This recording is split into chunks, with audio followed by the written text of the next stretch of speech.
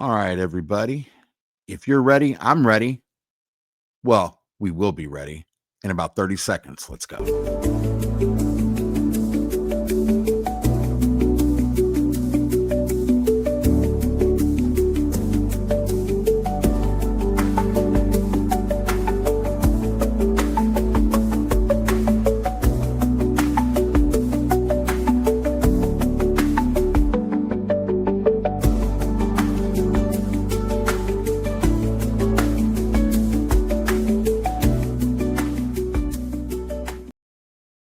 Hey everybody, welcome to another installment, yet another edition. If you can believe it, we're going on almost 2 years.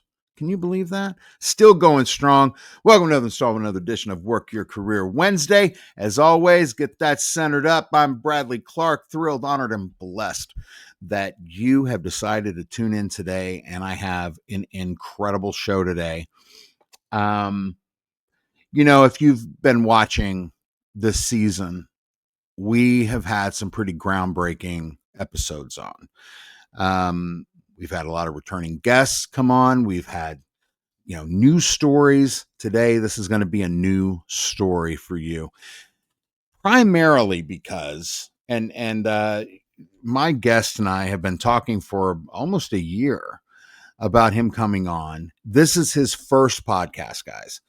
And I'm just honored that he chose mine to come on. I invited him about a year ago. We've been talking off and on since. And primarily we've been talking about how, what we've been seeing in the world of hiring. Yes, that it is a world in and of itself. And we're gonna really get into changes we've seen, but this isn't just a complaint session. Okay. We're going to be getting into some real solutions. And my guess is a managing director of a company that will provide those solutions. Mark, if you're ready, let's get ready. Let's get set and let's go. Everybody, please make welcome my guest, Mark Licke. Mark, how are you, man? I'm doing great. I don't know if I can live up to that introduction, but let's go. I know you can. And you know what? Here's the thing.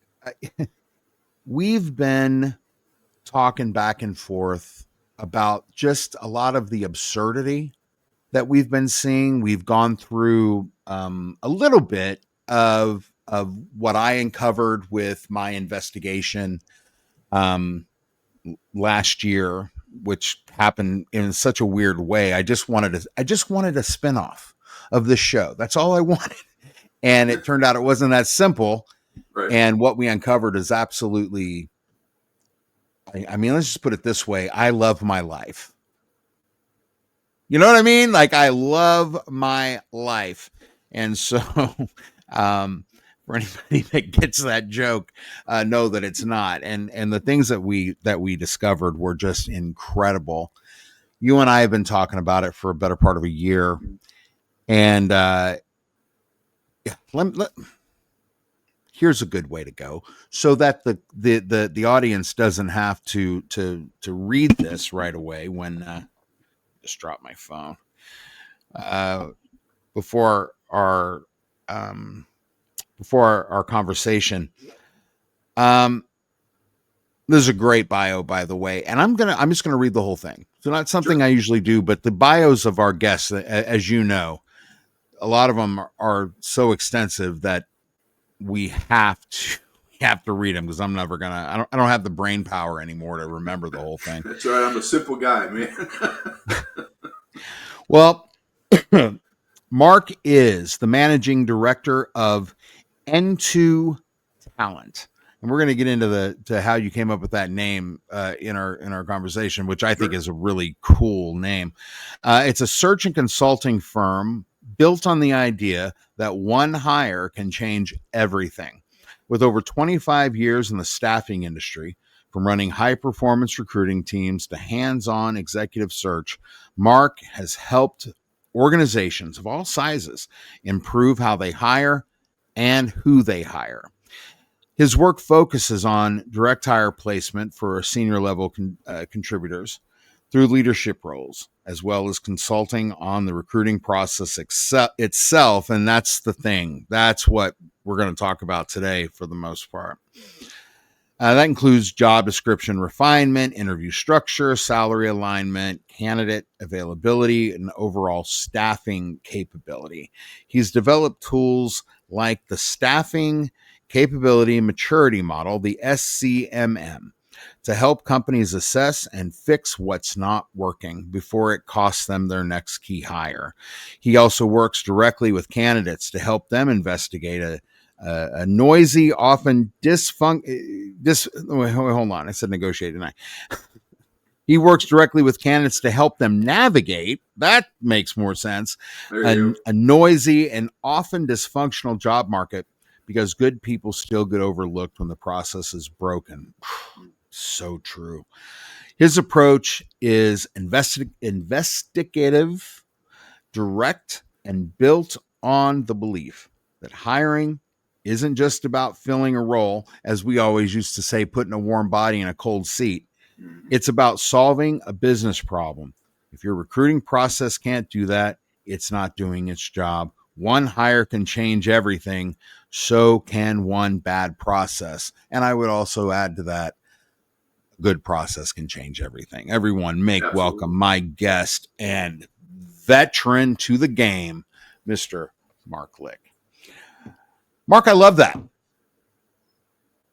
Plain and simple. And I love the fact that, you go on LinkedIn and you see so many of us really that were in the trenches. If you want to look at how the world was changing in 1999, right? Really, it really changed. I worked for a firm when I first started out. My very first job in recruiting was for a company that still had you sitting at quads, and you interviewed your candidate wide open spaces, sitting in a chair right next to your desk. Like I did that. There was no computers. There was one computer that everyone shared. I'll never forget it. We were so excited. I sent my now ex-wife an email from the computer, and what he printed it out and stuck it on the cork board. And I'm glad I didn't say anything, but hey, look, we got a new computer. So that was nice. Even at the ripe old age of how old was I? 20, I think 21, maybe. I knew what to put in email and what not to put in it. But the world was changing at a rapid clip. Right. We were headlong into the Y2K thing. My ex-wife was, good God, she was doing a 1.5 million on billing just with people working on that project. That was just the one Y2K project. And then she had others, but it was a very big deal. And I'm being long-winded for a reason, because I really want to set this up for people. So you see a lot of people on LinkedIn, particularly from our era, which we're still in our era, I hope. But a lot of us complain. A lot of us complain about what we see, right? Yep. We complain about, I still can't get over the guy who's made a TikTok video about how, the whole sketch is him talking to a candidate, taking notes like a scribe at a doctor's office. Mm-hmm. And then suddenly his mind wanders about the pizza he's going to have that night, or if he's going to get out in time to watch the game. And he actually puts this on LinkedIn, mm-hmm. and people find it hilarious because they can relate to it. Yep. They find it so funny, and he's got 1 million or so views on it, 300 or so whatever's, all that comments. Oh, it's so funny. Oh, I so relate. So relatable. Oh, it's just, that is, Meanwhile, you have candidates that are looking at this guy who they probably Right. talked to, right? Understanding and getting this picture in their mind that recruiters just don't care. They like truly at this point do not care Right. and are ready, willing, and able to let them drone on about how great they are and this and that and the third. It's, that's a And they sad know that they don't testimonial. care. It is. It's a sad testimonial. Part of the problem, I think, with some of that comes from the redefinition of what is a recruiter. I know sourcers that do more than that. Right. And depending on where you are and what you did and how you grew up in the business, you might have a different definition of it as well. Candidates, don't really understand, the nuanced differences between all what we do. I would be considered an old school headhunter, right? I mean, I get called a recruiter. I get called lots of things. I like headhunter, by the way. That used to be such a pejorative. Right. That was, like you may as well call me something else. Call me a headhunter. At this point, you know what? Hunt away. I'll own it. Yeah, I'll own it. The other difficulty with it is people forget, who's paying who for what your services are. And, we get, the industry itself kind of gets a bum rap, because you've got resume shops offshore, flying paper. Sometimes they talk to candidates, sometimes they don't. Everybody in the States, it seems like, has the same tired pitch. We're different. No, you're not. You're doing the same thing everybody else is. The only difference is you have a different network, you have a different pond to fish in, right? So the difference that you bring to the table is that you actually do a good job of vetting people out for their process. I have a post going out tomorrow morning early on LinkedIn. It's a shout out and a thank you to someone that I sent basically my marketing page to, and he asked me a question about it. And it was about a metric that I don't normally track. The metric was, what's the tenure of your placements? Oh, I would love to answer that question.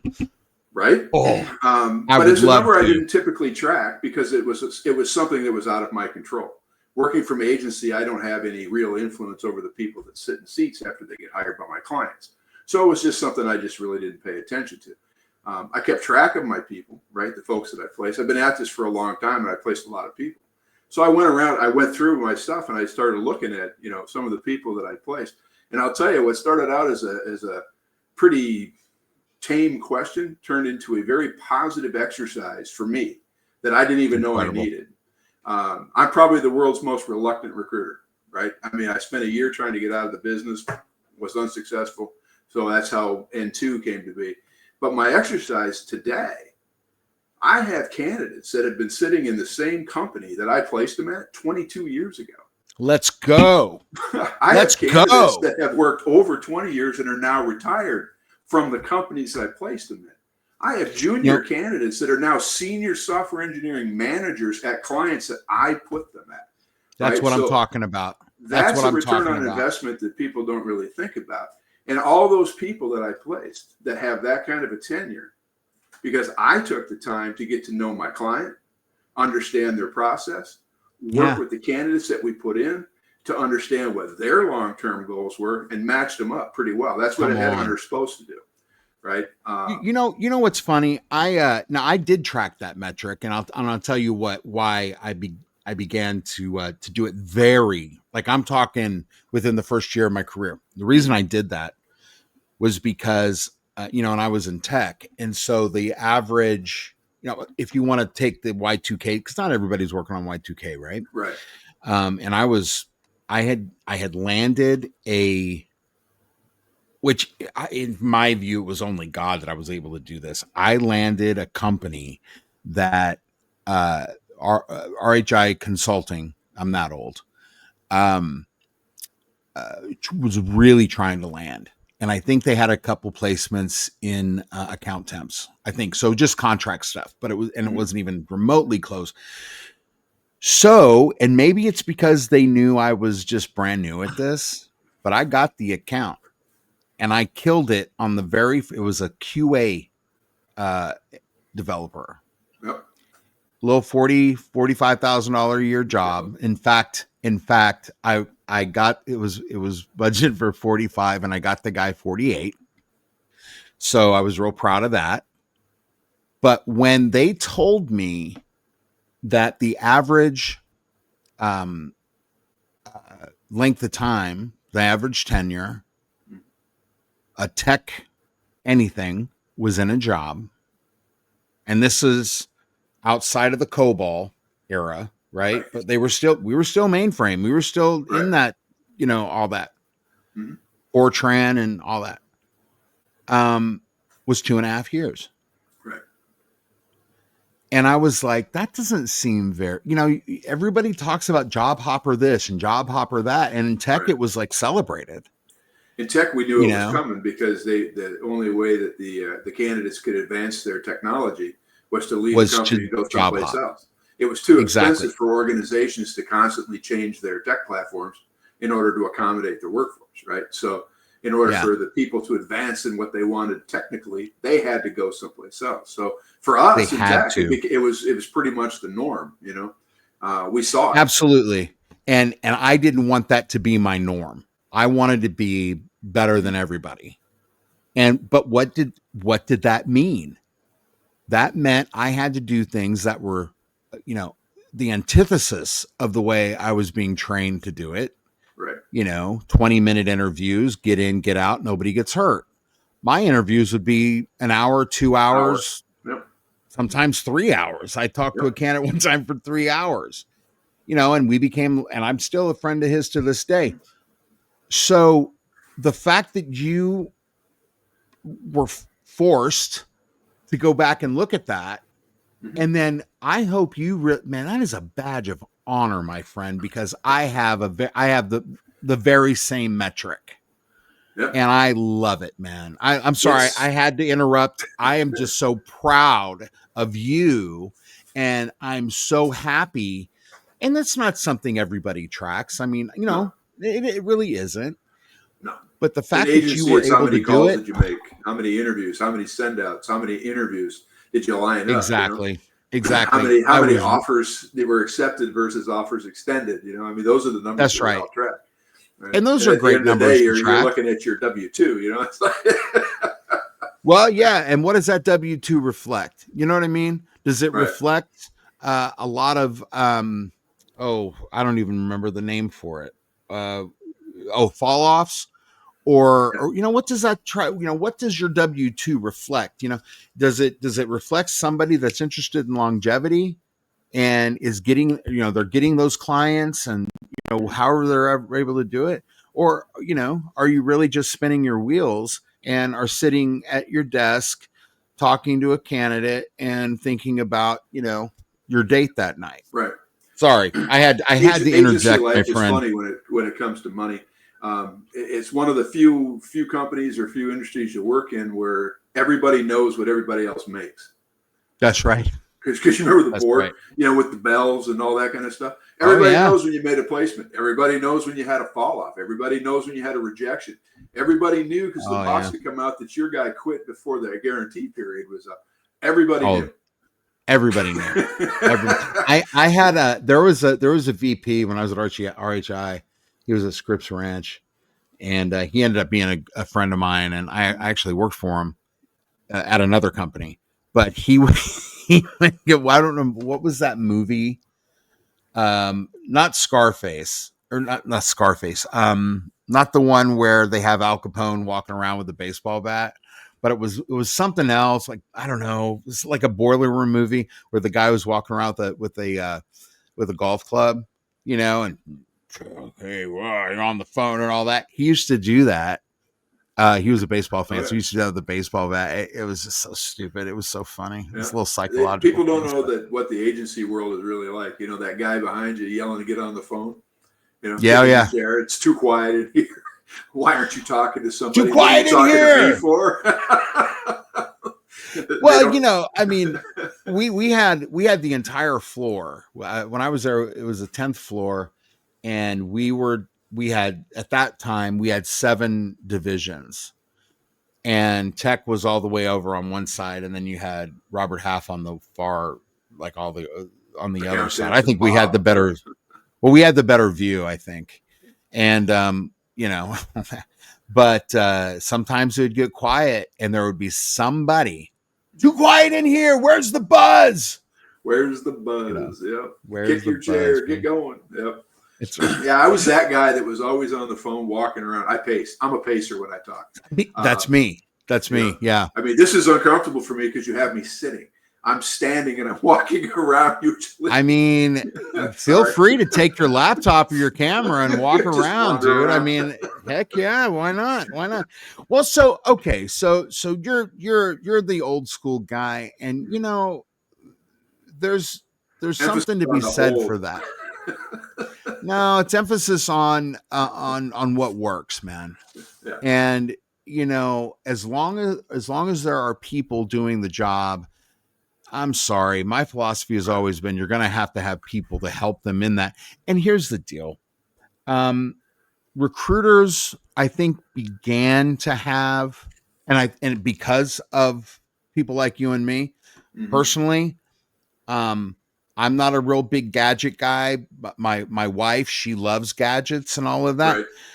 But I do stay up to date, just like you, on technology and what the changes are.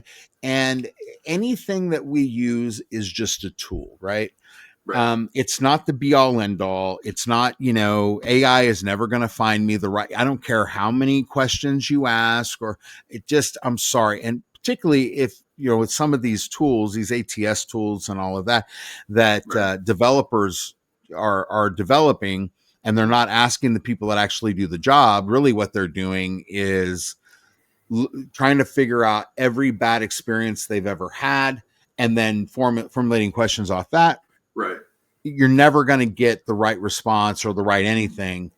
And if you're not asking the people that actually do the job. Right. Funny thing, I don't know very many people that would actually, participate in that. Like, I'm not giving up my job to a bot. Right. But it doesn't matter. I could give them every secret I have. What's funny is everybody's worried about AI in this business. Oh, why? I like it. I think it's kind of cool. I think it's great. It is. It's a great tool if you use it well. A tool. It's a tool. A tool. Right. But you still need to connect with people. And some of the stuff that I've seen as I go through like business development exercises and things like that is you're running into companies that have hired people that are much junior than we are. Right. And I'm not casting shade on those folks because they need a job too. But the thought process that went, no. I mean, it's they want to work, But the problem they've got is they've got somebody above them that put them in that seat.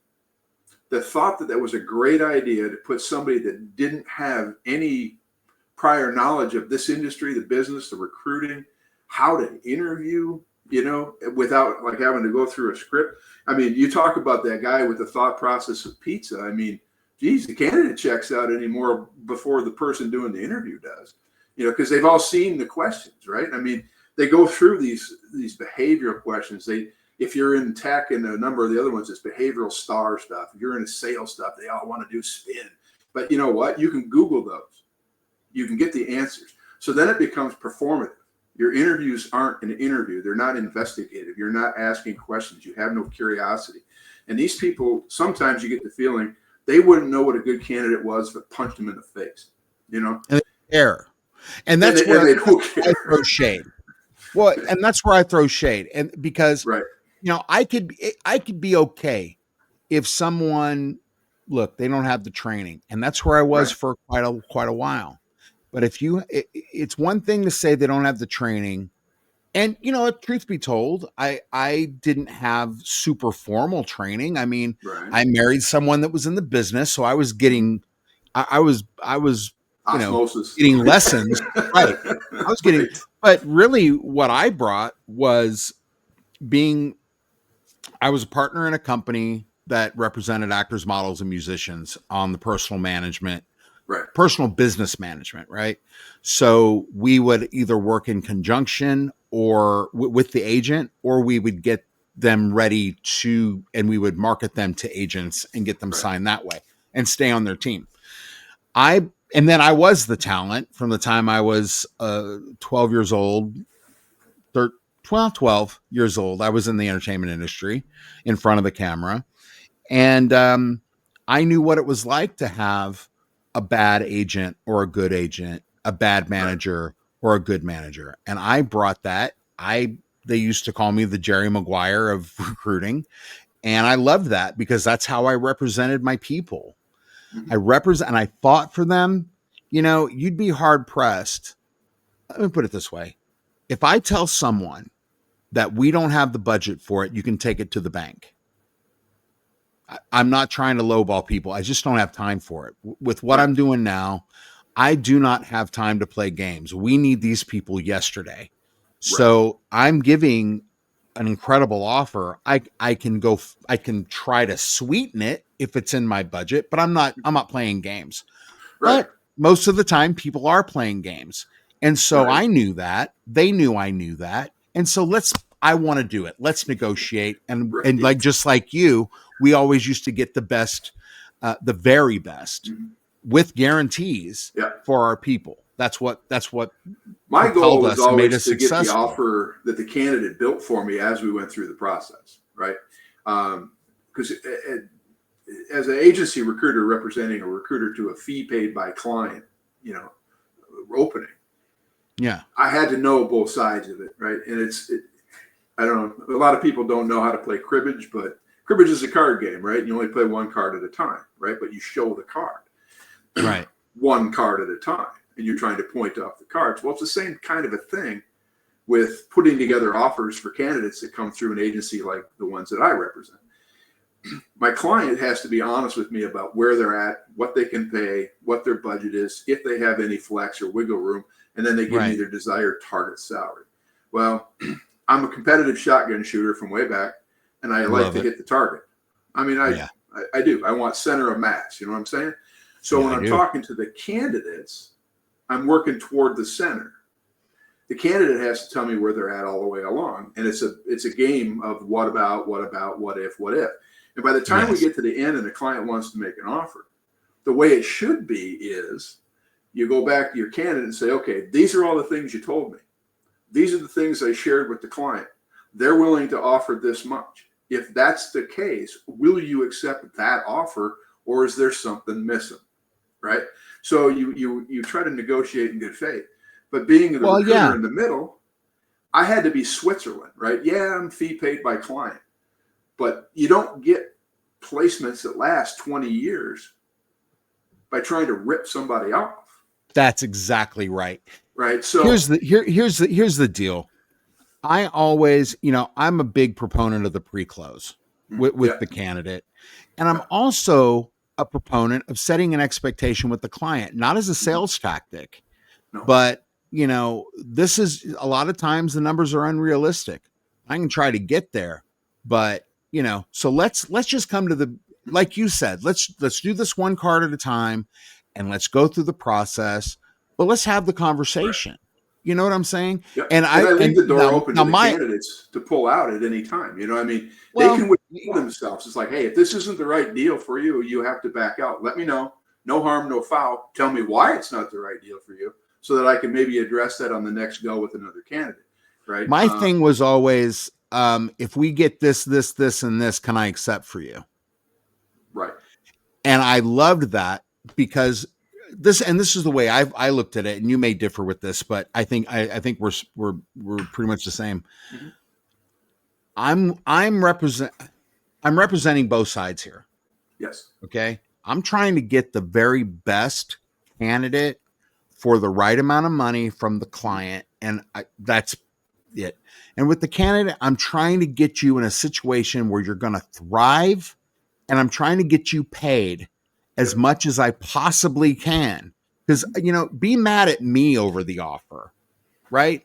Be mad at me. We'll go back and we'll talk about it. We'll negotiate with the client.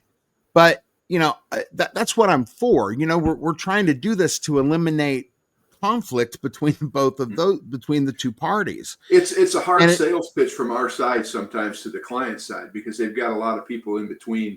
Like the person who has the opening, somebody might have the budget for the department that isn't the hiring manager, Or somebody might have a budget that's related to the fees that are going to get paid to the recruitment agency that belongs in human resources. And that's a tough one to thread sometimes. And the candidates don't understand that. You have to explain it to them. And at the end of the day, they really don't care because it's not their problem. It's your problem, right? But they have to at least be aware of it so that when something maybe goes sideways along the way, that you can like say, well, we talked about this. Let me go back. It's going to be a delay, right?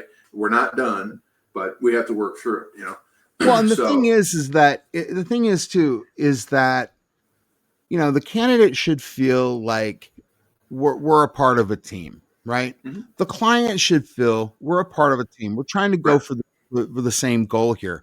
Mm-hmm. What I see recruiters doing, and they've done it since this business started, is they look at the candidate as a necessary. Okay, let me preface this. Hiring in and of itself is a necessary evil. Nobody likes to do it. Right. It's just, whether you're growing, it's a pain point. Whether you're replacing, it's a pain point, and everything in between. Mm-hmm. The thing is, though, if a recruiter is too focused, and this was one of the major conflicts I had with bigger agencies that I work for, is that, look, if that recruiter, sales, whatever you want to call them, is too hyper-focused on the client's needs, they will discount, it's like the candidate is, well, take it or leave it. Oh my gosh, I can't believe this happened.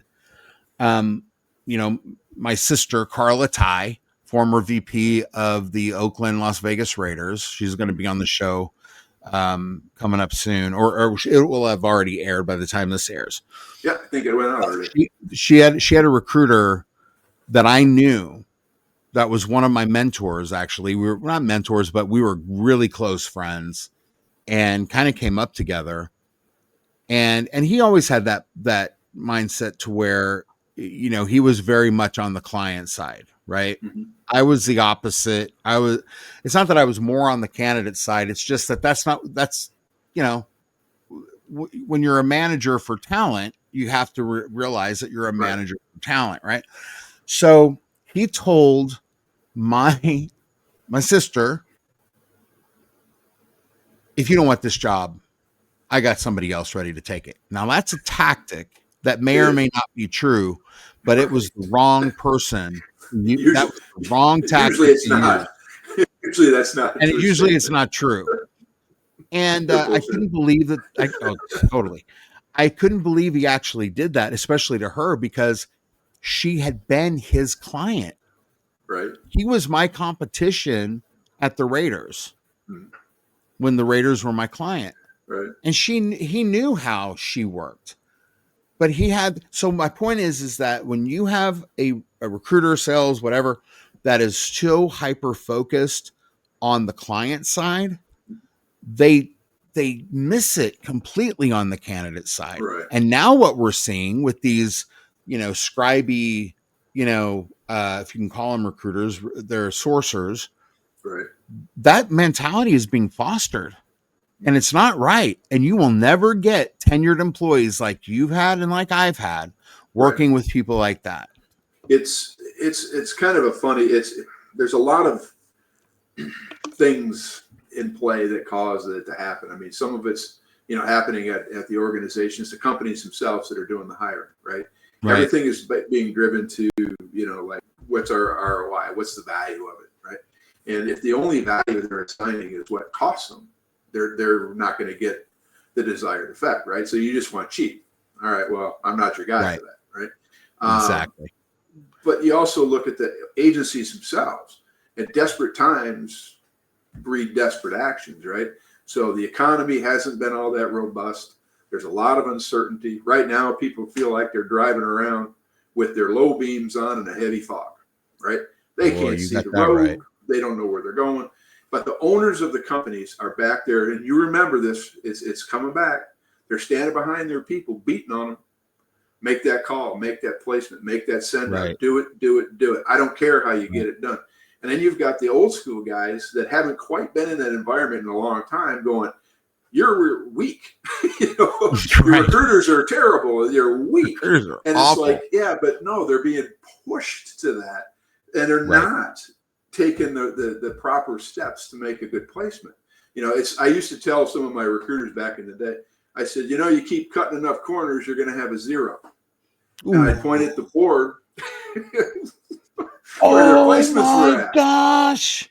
And you keep cutting enough corners, you're going to have a 0. And look at the board. It looks like you've cut them all. Yeah. Oh my God, like Mark, that's beautiful. Right. I think I like that. I always used to say TKD, that was I wanted to get it like put on like a jewelry made that said TKD on it, time kills deals. But I like that. I like that. Oh, well, okay. We're getting off on this and we are going, sorry, I'm loving it. We're going to come with the solutions. Okay. We have now the state of the way, we are in an economy where the hiring world is rife with fake jobs. You have a workforce that's tired, that's been lied to. When someone, it's funny. I always equate a lot of this stuff to dating.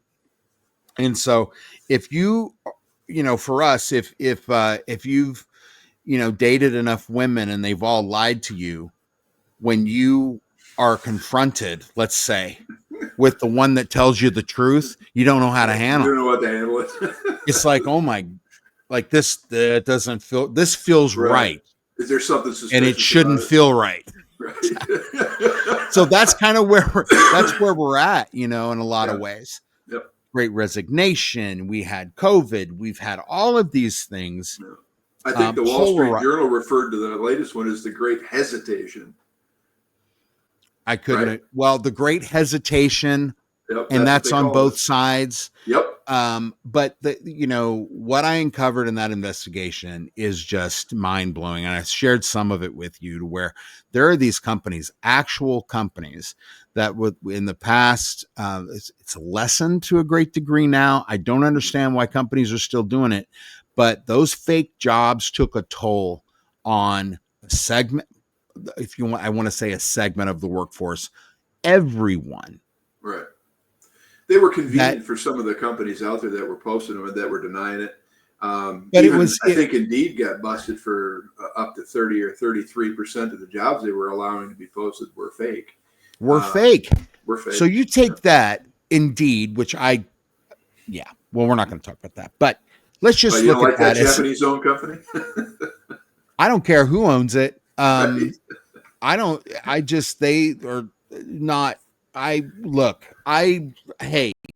think because I wouldn't turn down their sponsorship. I will say, right. But I'm just saying there's something that has to dramatically improve when you're an employer and you're paying them, even if it's a minuscule amount, to put your job up there, and then you boast and you sell me on the fact that this is going to go out to their hundreds of thousands, millions of candidates, and I get back a bartender when I'm looking for a physical therapist. Miss me with that little your algorithms. Like I said, I love AI. I mean, it's making as soon as they fix that stuff like me better, Yeah, but as soon as they fix that stuff, look, then we'll talk. But it was a big waste of time. It was a big waste of money. And, but it was good. I hadn't used Indeed in years, and I remembered why. Mm-hmm. So, but that being said, a lot of people do it. And if a third of their jobs, and we're talking, these aren't recruiting companies. Right. These are, the clients of recruiting companies. They were doing practice and still do to a smaller degree, but still happening. Right. They're doing what recruiters have been accused of for so long. Mm-hmm. And what's funny? Maybe, and I'm not saying this is, or I'm not saying this isn't, but let's just say, you have an ambitious talent acquisition person and they can't find the people for something, for a future project. So they put out a fake job to inventory recruit, and they thought, wow, what a brilliant idea. Who knows? I know that's not the total case, and I don't want to put it on them. It's not their fault. But the point is that we're dealing with a workforce that's really, really tired. And it's incumbent upon those of us who really want to help them, and who really want to get these companies back on track to do the work and to show them how to do the work. And for all of us that are employers, it's hard to navigate who's real and who isn't. I will say we are real. Okay. We're real. So I'm sorry, but I'm really hiring, and I really need the people. That said, okay, so we know what the really problem out is, here, and I'm really looking for clients. I mean, there you go. Well, we're going to get to that. To do it the old way, Well, it's not the old way. Look, I always used to say, if you don't leave the basics, you don't have to go back to them. Yeah, there's that. There's no innovation in what I'm seeing. Absolutely none. I'm just seeing more perpetual misery. And we're going to get to why Entoo is the solution to that. So we've established the problem. We're going to come to the solutions. But I want people to know you, particularly the clients that are going to be working with you.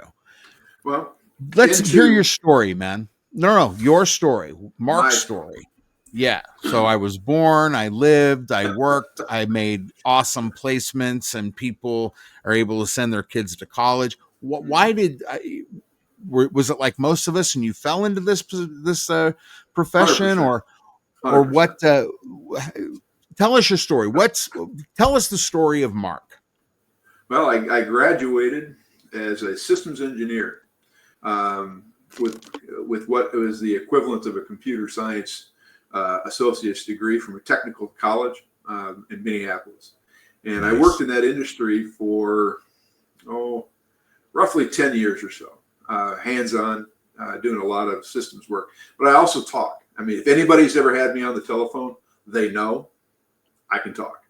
And I'm not afraid to express my opinion, whether it be vocally or in writing. I will tell you what's on my mind. And I moved into project management, and then it was connected to sales, right? So we were selling services. I worked with Wang Laboratories. And back then, I mean, there was a layoff. And I was part of one of the RIFs. I trained my own replacements. It was a RIF because of an acquisition. And they just got rid of redundancies, and I was on the redundant side of things.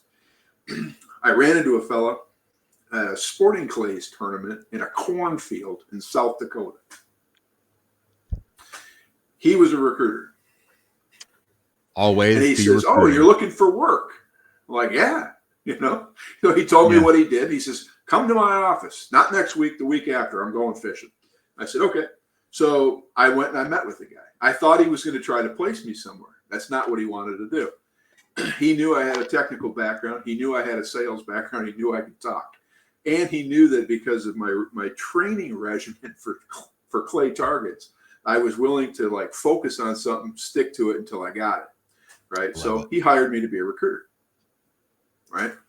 And I got involved with that, but it was with a bunch of people that were your typical recruiters back in the day, always out of the office. Right.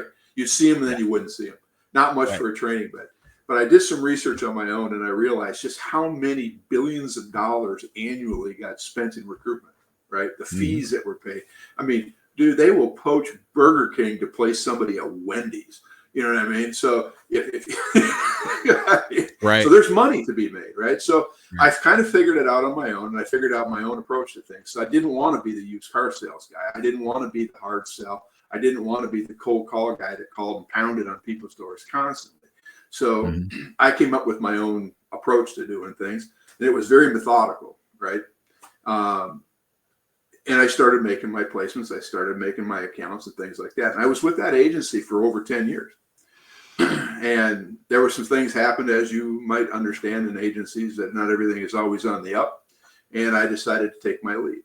So I just kind of moved on to another agency, worked with them for 8 or 9 years, became like the only column remaining in the entire operation that we were part of, and was feeling like I was going to be crushed by the weight.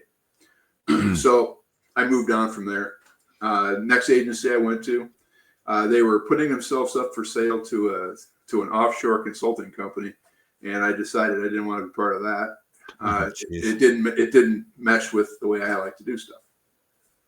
So fast forward, we hit the rotten economy, the downturn. Nobody was hiring. I was a division in an organization that was different to what the main model was for the company. So they decided to end that whole division and move us out and then stick with their original model. So I decided I was taking that. Hang on.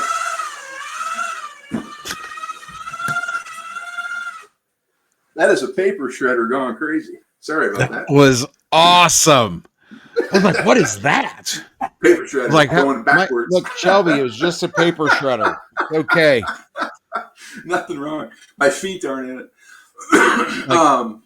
What's going on? So I decided to take a year and try to figure out what to do outside of staffing. Hey, wait a minute. If you're listening to this on a crowded bus, don't worry about it. It's just Mark's paper shredder. Sorry. I managed to somehow put my foot on the button. I mean, they're metaphors of that. I love it. I absolutely love it. I'm not part of Enron. Enron and N2 are not related. There you go. All right, keep going. So, but after about a year of trying to get out of the industry, the only people that ever wanted to talk to me were people in the industry. Right. So it's like, well, I got to do something. So I'm familiar with and friends with the owner of Entoo Security. Okay, they're a security, a managed services firm based out of Ohio. And I asked him if he would be willing to be my back office. So he helped me set up, because they already had infrastructure in place. So he helped me set up my email and all that kind of stuff. So I am Entoo Talent, but I'm using their back office, right? So that's how that all came about. And Entoo, just so you know, stands for the pair of Nicks. Two Nicks. Pair of what? Nicks. The two owners, Nick and Nick. Oh, got it. Okay. So you've got N2. Got it. Okay. And instead of being N squared, it's N2. It's N2. I like that. It's like Knicks. I immediately went to the Knicks, New York Knicks. Right. And then I was like, Knicks, like N-I-X, like what's to Knicks? Like, oh, that's interesting. Got it. The two Knicks, a pair of Knicks. Right. Got it. Y'all can look that up later. Entoo Security. But Entoo Security. Right. So more Entoo Talent. And I am Entoo Talent, yes. And so I work with Nick Mullen, who's one of the N's in Entoo Security. And so we've kind of gone back and forth on some of the problems that you see in talent versus the problems that you see in security, right? It's all people. So it just kind of made sense, right? So here we are. And I bring my own method, mentality, and mindset to the recruitment side of things. So that's how Entoo Talent came to be. My goal right now is to actually work with companies who want to see the return on their investment that equal those average 12-year placements, right? They want to have the people that are going to be their next generation of leadership in their companies. So that's my mission. I love it. Is to try to take what I know, move it forward so that some of the people that my clients hire will be there after those folks have retired. So, well, and you know, what's really great about what you're doing is, on one hand, you can do it traditionally, right? You got a job order, you haven't been able to fill it, I'll fill it for you. No problem. That's great. Right. Now, are you doing that on a contingent basis or is it a retainer? It would depend on what it is they're asking for. I'm capable of doing either retained or contingent. Right. All my career, or most of my career, I spent doing contingent. Right. I'm kind of like a dog without a leash. Well, nobody will ever understand the amount, unless you're in it, the amount of work that goes into getting that fee, 30 days after you play, right. Well, and depending on how that contract works, Right. I always liked, I liked net 10, but we went to net 30 usually. Yep. But nobody, like, wow, it's such a big fee, 25% of, that's a lot of money. It's not compared, No. If you look at what we're doing, I mean, good Lord. When you think about it, you've got, somebody working for 60, maybe 90 days for free. For free. For free. You put that fee up there. So let's just say 20 grand. Mm-hmm. You put that on an hourly basis, it's less than minimum wage. You know what I mean? Right. So, yeah. A good recruiter, all of that talent. I mean, that's, real talent acquisition. You're going, right. The thing that I can't stand about TA is that it's designed to gather, and really that's not going to solve your problem. And the other thing is that a lot of these companies are not hiring subject matter experts. I was lucky enough to be treated that way, and I transformed the way this company hired, and it worked out phenomenally well, and it's still working out well. Problem is, you don't have. I was on a recruiting hell one day, and there was this recruiter, and she said that she lost a great candidate because her hiring manager dragged his feet. Well, yeah, and there's a ton of different reasons why they do that sometimes. Mm-hmm. Thing is, though, and this is what I told her, I said, well, I'm not blaming you because nobody's told you this, but you need to position yourself as a subject matter expert. You're not let's say it's engineering, let's say it's civil. You're not an expert at building a bridge, but you are an expert at hiring. So be the expert at hiring. So now we're in a situation where companies are, they've positioned themselves away. They've tried their experiment.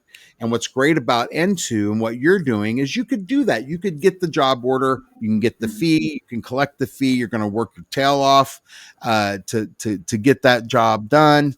And let's just say, it could be 2 weeks, it could be 2 months, it could be 90 days. Who knows? Right. But the other thing that I love about what you're doing is you're saying, listen, all complaints aside, not, it was a great experiment, nicely done.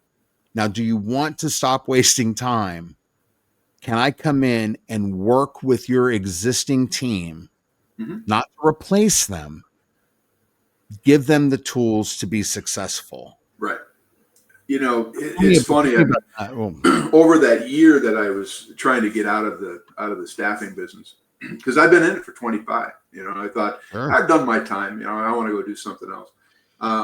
I did have conversations with in-house talent acquisition people, and I talked to a number of them that would, like, quite frankly, would have been quite good had they been given the opportunity to learn something or have somebody to talk to without fear of being fired.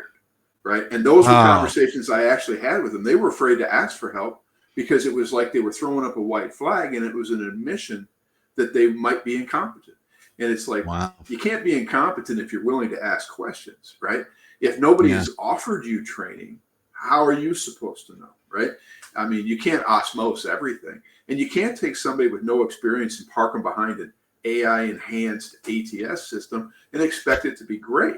Right. I mean, that's why I wrote the 12-step program that I did for interviewing. I mean, it's just basic stuff, and there's a lot more to it, but I mean, you can't, make it too much. Well, the thing you posted on LinkedIn was really great. You know what I mean? It's like, and I love the way you wrote it. My response, sounded a little flip, but that's not what I was, and I know you. Yeah. No, that wasn't what I was trying to say. No. But the way you presented it was really good in this sort of environment of enhanced speech, let's say, or this sort of high level complex tutorials. You know what I mean? And really, what you were saying is you need to have conversations, and you need to have real, not them blabbing about how great they are or whatever, but real conversations about things. And I loved that approach. I absolutely loved it. And interviewing interviewing is a conversation. I mean, it shouldn't be an interrogation. Right. I mean, I use the phrase investigative, but it's more about being curious, right? I mean, you're not trying to expose somebody for being a liar. You're not trying to give them gotcha questions. What you're trying to do is get them to take the mask off, right? Who's the real person, right? I mean, and you have to be genuinely curious, right? I mean, you have to want to know who the person is that you're talking to, right? And not everybody's going to be great for the job that you're recruiting for. They might be skilled wise, they might be awesome, but you couldn't place them at the company because they just won't fit. Their belief system is different than theirs. And which is fine. There's no judgment there, but they would not be set up for success if you try to move them into that environment. Your skill set might be spot on. You'll get 20 minutes out of that placement instead of 20 years, right? Love it. So you have to do your due diligence as a recruiter. You have to understand your client. You have to understand the job that they want someone to come in and do. But as a recruiter, you have to actually have the wherewithal to do a little research, to figure out, okay, what is it that I'm looking for? They have to understand the context in which they're asking their questions, right? And it shouldn't be about trying to bust somebody on something. The guys you want to bust are the ones that are sitting there with another screen open on the side using a chat bot to answer the questions for them in the interview, right? Right. But if you're not asking questions that they can Google, they're gonna really struggle to answer your questions in the interview, and you can end that right away. Well, yeah, Eric, one of my friends, Eric O'Rourke, truly one of the best recruiters in the business. He and I worked together for a while, and really one of the best. And there's something that they use when they're working with really high-end developers, and the reason they use it is because sometimes they have to use third parties. Right. And a lot of times TAL is proven true. They all lie, for those keeping score. And so we're full of acronyms, man. And I love it. But he has busted a few of these folks using a test that they've developed. And I think it's brilliant, and he gets them right away. And you know what? He calls them out. He's calling out the company that, but that's not what Eric is so, like, he takes notes. He's, very studious when it comes to, new tech, and he really wants to know. I kept deviling him to do engineering. I was like, brother, you have got to get into this. Yep. Engineering is where it's at. I love it. And I've done extremely well in it. And he sort of pioneered it at the firm that he's at now, really positioning himself to be a subject matter expert when it comes to chemical engineering, or, different flavors of engineering, and, not software engineering, not to be excluded, engineering, but he's got that. He's curious, but that's what makes a good interviewer. Right? That's what makes a good interview. And I want to ask you, you came from the tech world, so what is it that kept you in it for 25 years? Oh man, I love the gadgets. People like developing stuff. Like, what kept you recruiting for 25 years? I like the gadgets. I mean, I like the stuff that people make. Right. That's cool. I mean, God, I mean, you look at where we are today versus where we were like 25 years ago. Look at all the people that stood in line trying to get that Switch 2. Dude, we come up with so much cool stuff. It's just crazy. And the companies that make all that cool stuff that we get to use, whether it be as a consumer at home or if you're like a medical person. I mean, I don't know about you, but have you checked out any of the latest like surgical tools that they use for like knee operations, hip replacement? Come on, man. I mean, incredible.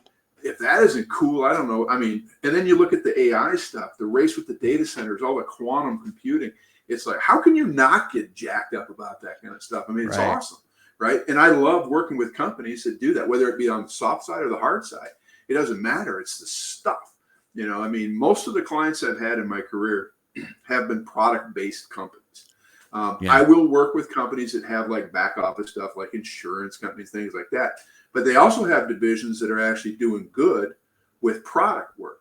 I mean, and you look at, huge organizations like United Health Group. Most people don't think of them as a tech company. There's so much tech in that company, it's ridiculous. United Healthcare? Yeah. But they're just difficult to work with. They've got their own way of doing things, and they aren't what they were, 15, 20 years ago. Right. When I worked with them 20 years ago, I had a blast. I mean, I still have some people that are working there today, from back in, 2000, but it's correct. Yeah, seriously. But it's crazy, so I love the security stuff. I love the cyber stuff. I love the machine learning stuff. I love that kind of thing. I mean, it's just, I've always been jazzed on it. I was a systems engineer, hardware guy. I loved taking things apart, putting them back together. Yeah, I stripped down a number of motorcycles and carburetors, and yes, I've rebuilt old cars, and yes, I do my own gunsmithing, and yes,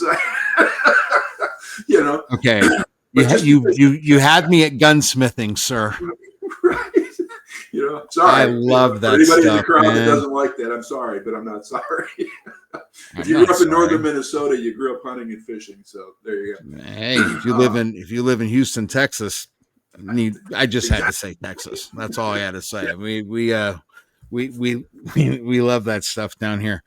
But that's why I got involved in it, because I actually understand it, to some degree. I understand the mentality, the thought process that people, have that are like in that business, because I was in that business. I get it. I know why you like it. So if I'm going to have a conversation about it, and you're telling me about the piece of equipment that you're working on that's going to allow you to regrow the cartilage in my bum knee with only like 2 small incisions and that piece of, sign me up. But I get excited about that, and I have a hard time selling a job to a candidate if I don't feel it too. Right. Yeah. I was never, I don't sell anything. Honestly, I was never. Now, I mean, I was in sale on the sales side, but really, I was I was a full desk guy like you. Sales. When I was on the recruiting side, going into that model, I always thought it was funny. I always ended up getting a client or two, and Eric and I used to always, we're on the recruiting side, but we work sales because it was just fun. I mean, and that's the thing. I like when I was a kid, back when you could lie on your resume, not your resume, your application, right? Back when you could do that. When I was 16, and I got away with it. The only way I got away with it was you were able to sell cars when you were able to drive. So I was able to get my vehicle salesperson's license at 16, but I told the dealer that I was 20. And they didn't believe you, but they needed a sales guy. They didn't believe me at all. They didn't believe me, but they, but they were like, all right, kid, come on. You got to get your vehicle salesperson's license and this and that, all that. And it was a lot of fun. But I learned that I'm terrible at sales. I can't sell anything. What I can do is I can educate and I can let people know what, I mean, I was never really good at selling air conditioning, and I love cars, but here's the difference. If I'm selling a car and I dig that car and I love, all I'm doing is sharing my enthusiasm with you. I'm not trying to sell you anything. And that was the same thing with clients, and it was the same thing with candidates for me, just like what you're talking about. It's we're not selling anything, we're consulting, we're facilitating, we're introducing. I used to tell people that my role, once we got an interview going, for example, is all I did was shepherd the process. That's exactly right. That's it. Because I wasn't the decision maker, right? I mean, there's a few truisms, that I still quote from time to time, and I don't know if I came up with them or not. I've been saying them for so long. The one was, You cut enough corners, you get a 0. I think that was which I think is mine. Brilliant. I love that. But the truism in recruiting, especially from the agency side, is companies hire who they like. It's got 2 meanings, right? So when you're talking to your noobs about, listen, man, companies hire who they like, right? They want the company to hire who they want. The company's going to hire who say they that want. Again. So from the agency side, you've got your junior recruiter, let's say, right? Okay. And they are very enthusiastically trying to put a candidate into a client environment, right? The candidate's pushing back. You have to tell the recruiter, companies hire who they like, right? It's not up to you to make that hire. It's up to the client to make the hire, right? So they hire who they like, not who you like. The flip of that inside the company is companies hire who they like. If they don't like the candidate, even if they're skilled, they're not going to hire them. Companies hire who they like. If they like them, they'll hire. It's that simple, right? And you can't lose sight of that as a recruiter. There's some simple stuff in there, right? It's just like my tagline. One hire can change everything. For the positive. And it's absolutely true. Or the negative, right? So which way do you want to go with that? I mean, do you want to really focus on getting a good hire and change things for the positive? That's the quality of hire that we all talk about, right? People forget what it means, right? It's not that you did it fast. Really do. It's not that you did it cheap. It's that you hired the person that made a difference quickly. They came up to speed quickly. They got along with your company and the way they operated quickly. That they produced quickly. They provided value quickly, right? That's the quality of hire that you're looking for. You're not looking for the cheap one. You're not looking for the fat one. That's right. You're looking for the good one, because the good one is going to make you money. My fee is nothing compared to what, a really great hire in a really growth-oriented organization can get, right? I mean, it's nothing. But they all make it like it's a big deal. Like we're taking it out of their own personal bank account, and we're not. It's not the HR department's company, right? Their CEO might differ, or the president, he may have a different opinion, right? But what they want is people that can move things forward, right? Because companies are there to make money, right? That they're not charitable organizations, and if you put a quality person into the seat that helps propel everything forward, you've done your job as a recruiter for them. And if the candidate stays 5, 10, 15, 20 years, the candidate is happy too. You did your job. You did right by the candidate. Well, it's amazing how, trying to save a buck here and there will cost you dearly in money. Right. Not in the long term.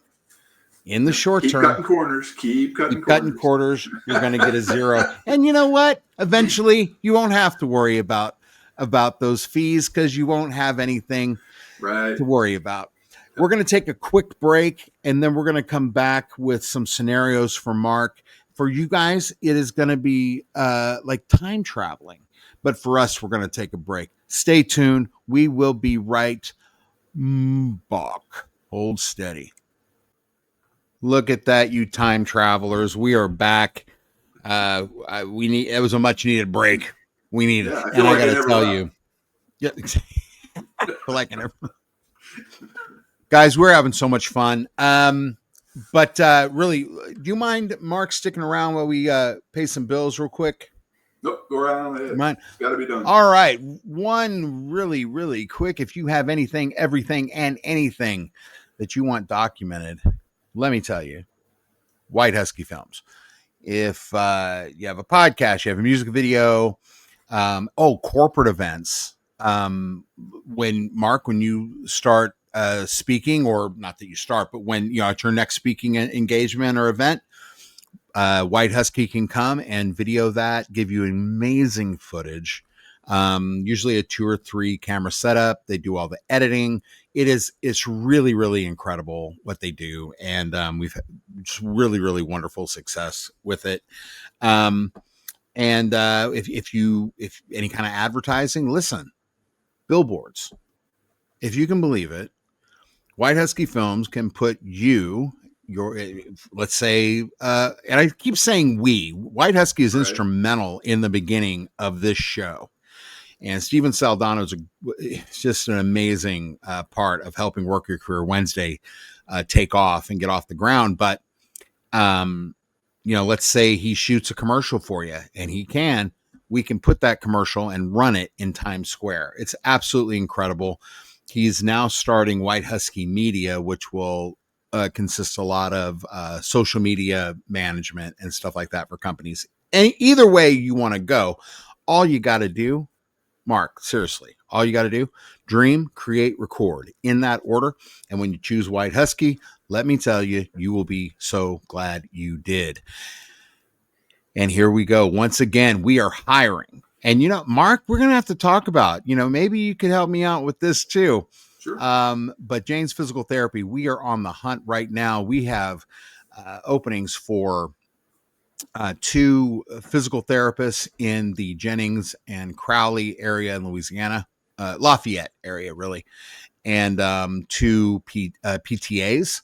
And in New Orleans, immediate need for 3 to 4 physical therapy assistants. And we're still hiring for physical therapists. It's really been incredible to be a part of this. We've really, not only are we growing, I've been really blessed to be able to build this HR division really from the ground up with a company that's been around for going on 10 years, over 9 years now. And it's just an incredible honor to be able to do it. And we've hired some incredible people. And I will be speaking, I am speaking at universities around the country. And I'm telling you, we are looking and we want to talk to you. So get in contact with me. My number is on the screen, 713-364-877. You can always go to www.janespt.com. And of course, LinkedIn. If you want to go and DM me there, send me your resume, shoot me an email, Bradley@janespt.com. Cannot wait to talk to you. And we're getting ready to update the website to where you'll be able to submit your resume right there on the website. And we'll be able to get in contact with you quicker. But as anyone knows, Mark knows the importance of hiring. And we have been so blessed to be able to have hired so far. And I'm telling you, it's not easy. I never dreamed, Mark and I, Mark, you'll love this. We've worked retained with C-suite. We've put in, directors. We've gone all the way to help desk, amazing help desk folks that, it's either been direct hire. They've been brought on contract. All of these folks we've put to work. I'm going to tell you right now, the physical therapy jobs, they almost got me, Mark. I will tell you that right now. I'm not too proud to admit it.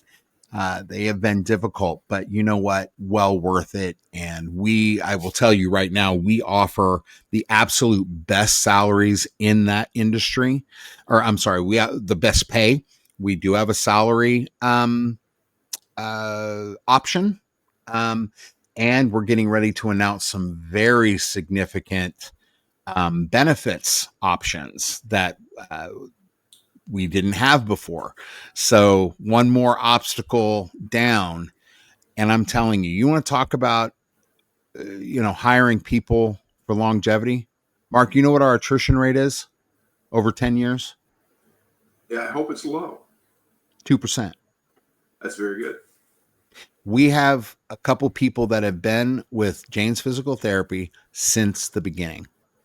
And so, that's really a testament to the culture, what we do, how we do it. And we want you to be set up for success, and we want you to be set up for that success with us. You are not just another number. We don't put you through 8 weeks of CYA classes. We get you going right away. We partner you with some of our incredible DPTs and the PTAs. We have a pretty high standard when it comes to hiring, and our PTAs are some of the best in the business. So get in contact with me. I want to talk with you. When you're writing we're all writing our own books here, right? And chapter by chapter, you're writing the next chapter in your book. We want that chapter to say Jane's Physical Therapy. So get in contact with me. Numbers on the screen all the way. I mean, send me a smoke signal. I don't care. Let's talk, and we'll get you going right away. And honorable mention, because we were talking about them off air, Puente Coffee Company in Austin, Texas. Puente, they're amazing. Let me tell you right now, Puente Coffee. I was drinking a big box store coffee earlier. I'm sorry. Here's the deal, Puente. I need more coffee. Okay. We're going to talk. We're going to skyrocket your sales. You got to send me more coffee, guys. Let me tell you something. Mark, you're going to love this. They have, if you go to puentecoffeeco.com, you'll see sort of their get down, their setup. They have this little yellow and white travel trailer. And that's a big thing in Austin, right? That's kind of a big deal. They actually have rows, like almost like food trucks, but they have food trailers. They have, what's the other one they have? They have, there's like clothing trailers, really neat. Well, they're a little bit off the beaten path, but you go there and they roast their beans in-house, not in the trailer, but they roast their own beans, and they have an incredible supplier. Let me tell you, they are so meticulous about their roast. You can actually, and it's not hyperbole. You really can taste it. You really, really can. But you can't get by in this job without caffeine. Oh my gosh. And how often are we, us recruiters, right? We're drinking coffee all day. Susan or Phil, goes to the break room, right? And they make the coffee. Great. Thanks, Susan. Thanks, Phil. And they burn it. But the thing is that the beans are already burnt before one drop is, right. Puente doesn't do that, and you can really taste it. So go to Puente. Anyway, is that a thing? Is that a thing? I've heard tea. It's tea. Oh, yeah, right. Tea. Yeah. Oh, there's so many. You forgot one thing about your Janes. Okay, go ahead. One thing. Because there's this endless debate about ATSs automatically rejecting candidates. Oh, yeah, we don't do that. You don't do that. No. We don't do it. And you know when I don't do it? I don't do it when I'm drinking Puente coffee. So go puentecoffeeco.com. Go to Puente on Instagram. Go to @PuenteCoffeeCo. If you're in Austin, go visit them. I'm not going to do the work for you. You go and Google them and you find out what their address is. Go tell them that Brad Clark and Mark Licke sent you there from Work Your Career Wednesday. You will not be disappointed. And you can actually order online at puentecoffeeco.com. To get back to your point about that ATS system. Boom. No, we don't. My whole spinoff, and that's the other thing that I'm really, really kind of pissed about. I had a whole spinoff ready to go.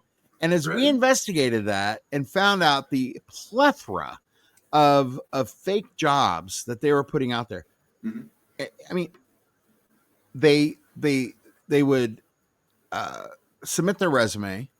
Within seconds, that ATS, no way, thank you. I got the thanks for shopping email. You get almost immediately. And yeah, we don't do that. And it's coming directly to me. I'm going to see it. And so just thank you for bringing that up. That is, we know. Here's another thing. If you see something that we're advertising and we want to talk to you, or you see an in-mail from me, look, I'm telling you, respond to it. If we tell you this is the way it is, you can take it to the bank, period. And I'll take the Pepsi. Now, will a couple of them fall through the cracks? Maybe. I'm human. I'm sorry. Cut me a break. It happens. But you can take it to the bank. It's all good. Thank you for bringing that up, Mark. I really appreciate that. I really do. It's kind of an ongoing battle between recruiters, in-house, outhouse, agency. us in the outhouse. That's right. That's right, the agency, exactly. Folks. That's us, right? We're in the outhouse. We're in the trenches, man. But it strikes me as kind of an odd argument to have. And it almost seems like it's a semantical battle, right? If you have a system set up and you have knockout questions, for example, with a template, and it auto rejects somebody and sends them the template, thanks for, like you say, thanks for shopping. Right. Did AI really reject your application? Exactly. Some people will say it did not. Those were knockout questions. Some people will say 100% AI. And I'm saying, you got rejected for whatever reason, move on. Well, how about, and I'm sorry that I'm bringing this up in June of all times, but it's not a knock, but I'm sorry. The kind of questions that apparently are still on some of these job applications are not only highly embarrassing, like I would imagine filling one of those out and being embarrassed, that you're asking what I identify as, and you have options and for what it could be, and then essentially who you sleep with. Right. I mean, come to their on, credit, man. They give you the opportunity to opt out of answering those, and technically they shouldn't play any. And then what happens when you opt out of it? Unknown. It depends on who's running the system on the other side. It's unknown. I don't spend any time on that side. For 90% of the time, you're going to get rejected. Yeah, I'll take your word for it.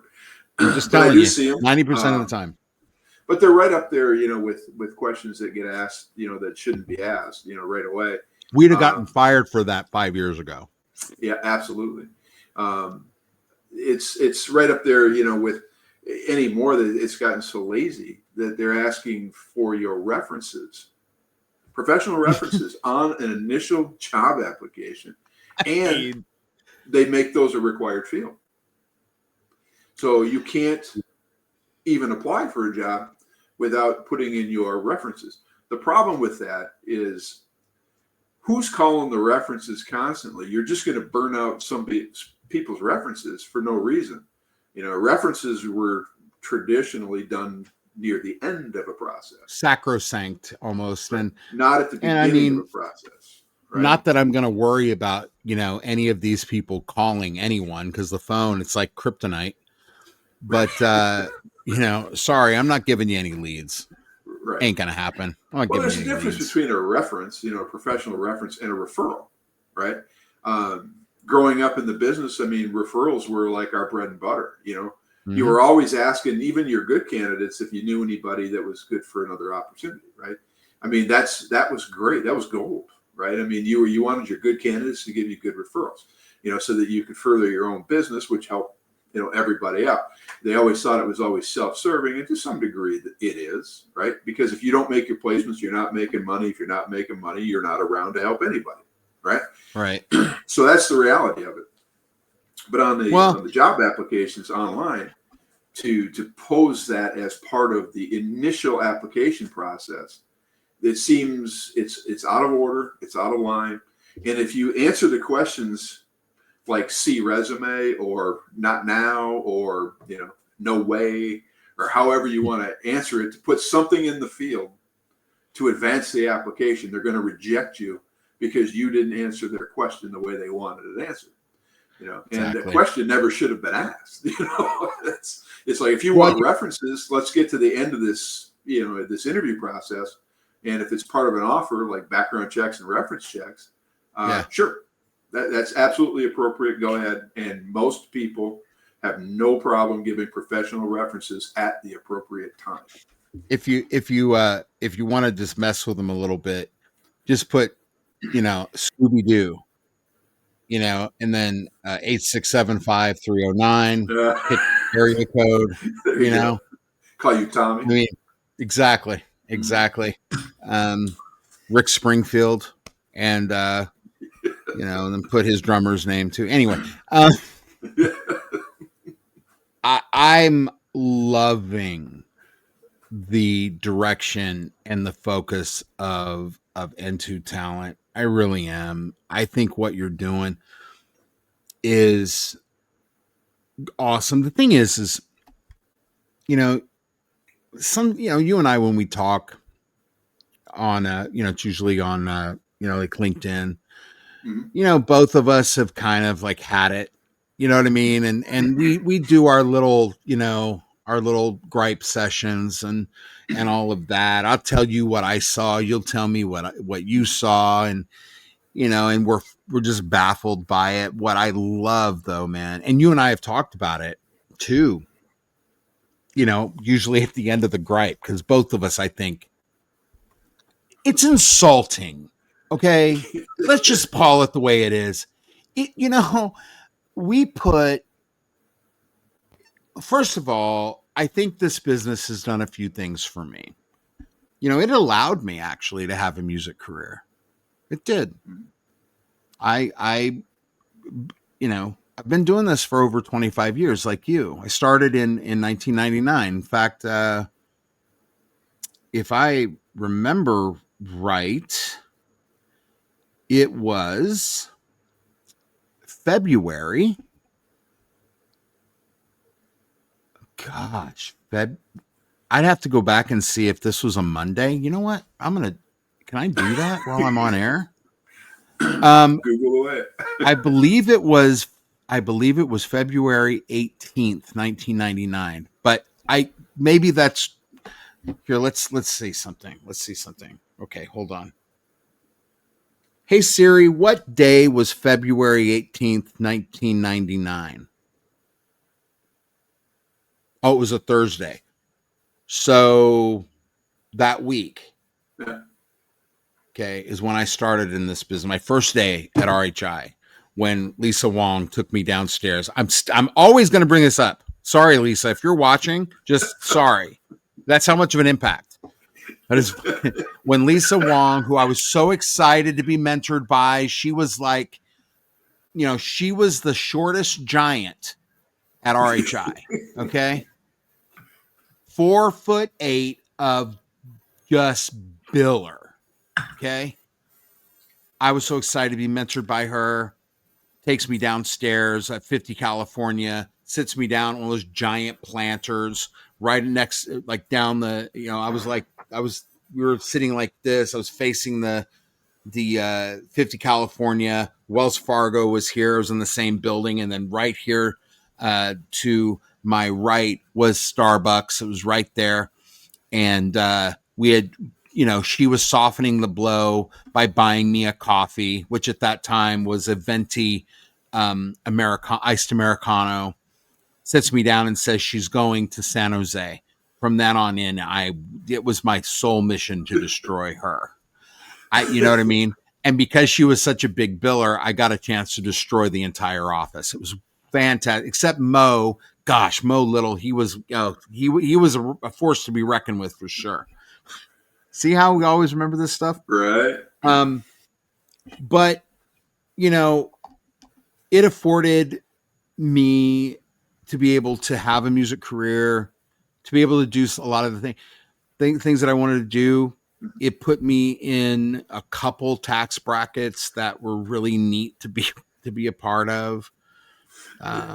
It probably, you know, contributed to a lot of good times, and I made a lot of good friends. Yeah. And none of it was easy.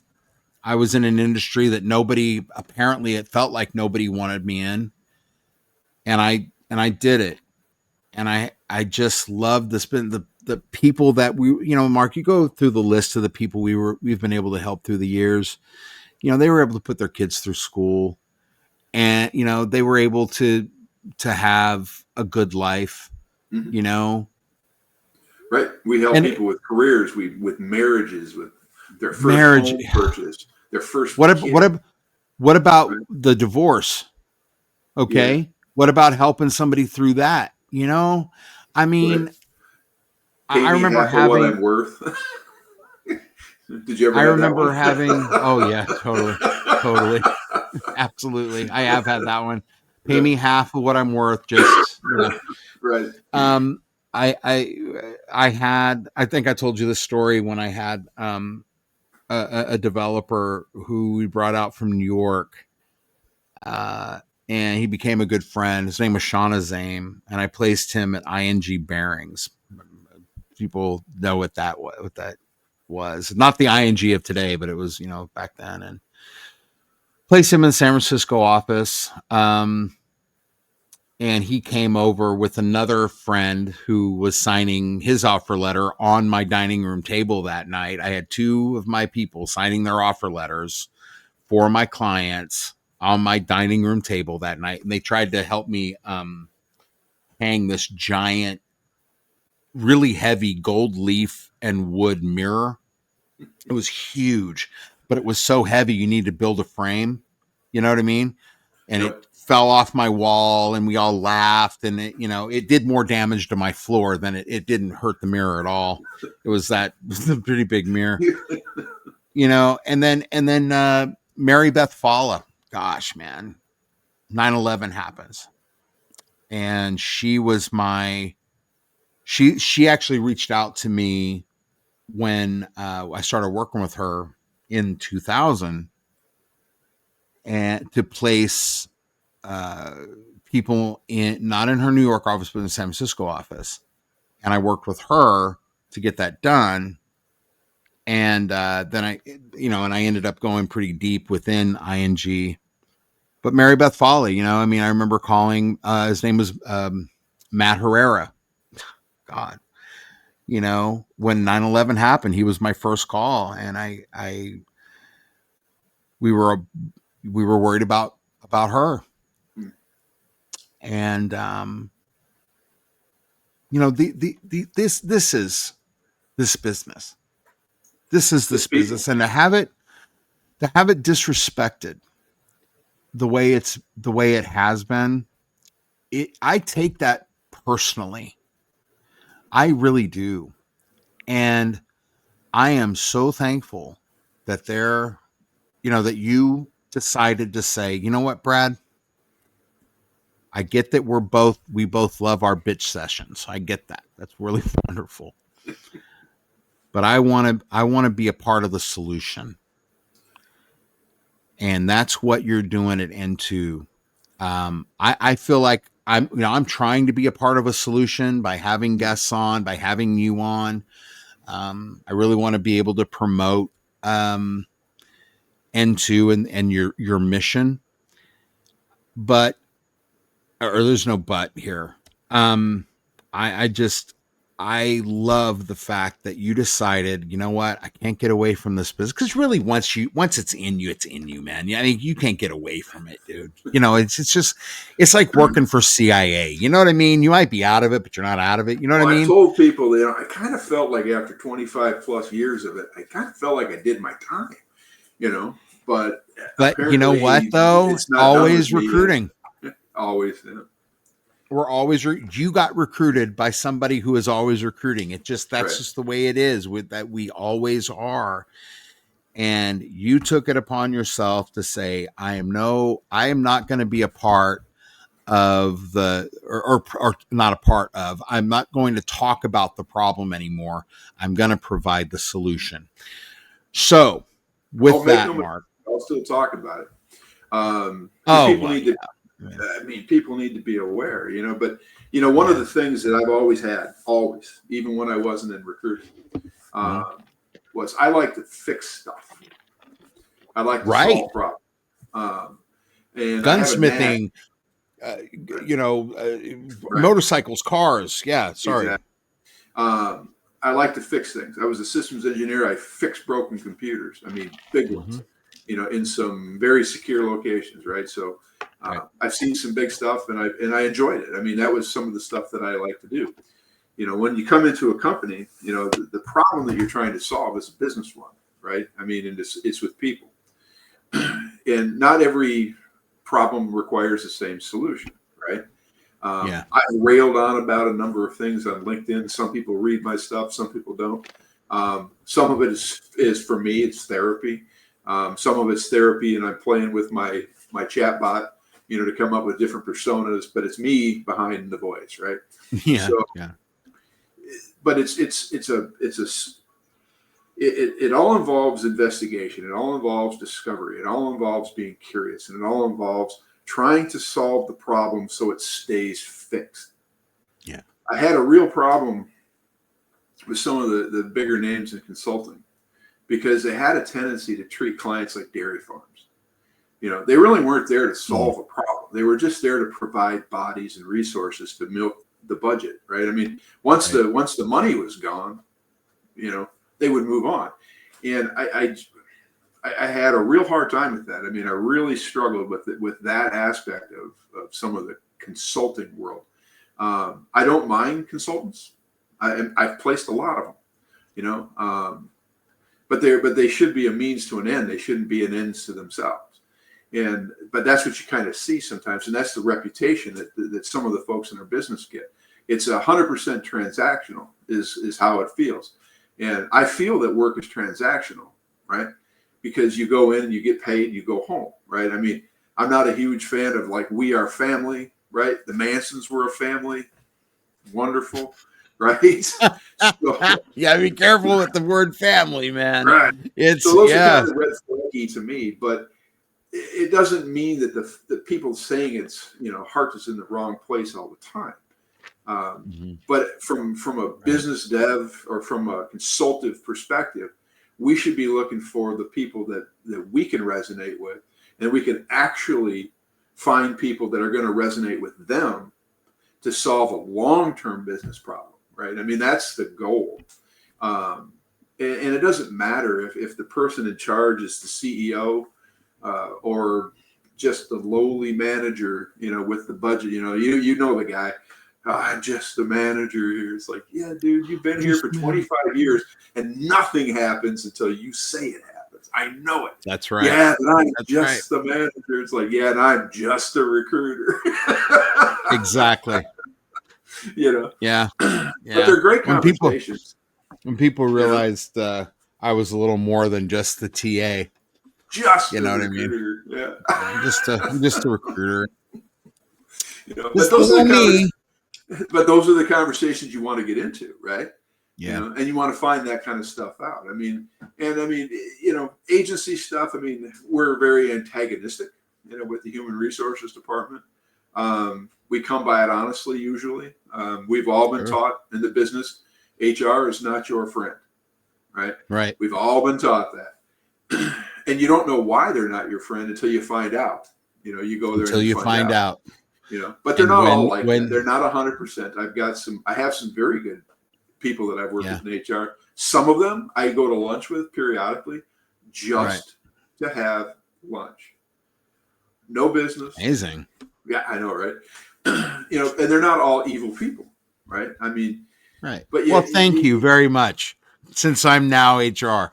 Yeah, now that you've jumped the fence and you're on I've jumped the fence. Oh my God, I'm sorry. Jumped the fence. But they're not all bad. They're not all evil. Just like all recruiters aren't bad or evil. I mean, but we sure have done a wonderful job of shooting ourselves in the foot industry wide. I mean, we have created our own races to the bottom. We've forgotten, what it means to actually take the time to qualify your job, qualify your client, qualify your search, qualify your candidate, and then put it all together. I mean, we're cutting corners, lots of them. And that's why there's a lot of hiring that seems to go on forever, right? It's like, we've had 5,000 applicants, and it's like, well, why have you had 5,000 applicants? You can't tell me that everybody under the sun all of a sudden lost their ability to read, right? Well, but beyond that, and I love what you're saying there. I think it's kind of funny when your stakeholders are real concerned about that job description. Oh God, they're real concerned about it, and it keeps on getting tweaked, and it keeps on this, and it keeps on that, and it's just like, what? Just let me do my job. We're good to go. But again, they try to make TA, for example, and speaking for people, on the inside, they really try to make TA a gathering. Right. They really focus on that. And if you have somebody like me who's been a hunter my whole life, it can be a little frustrating until you find ways to hunt, And the thing is that I think they tried to do this. They just tried to do it. And I think some of the HR people were doing it for a variety of different reasons. And I'll get to what it is in a minute, but it breeds more control for them. They feel like they're more, in the process, or they're controlling the process. Right.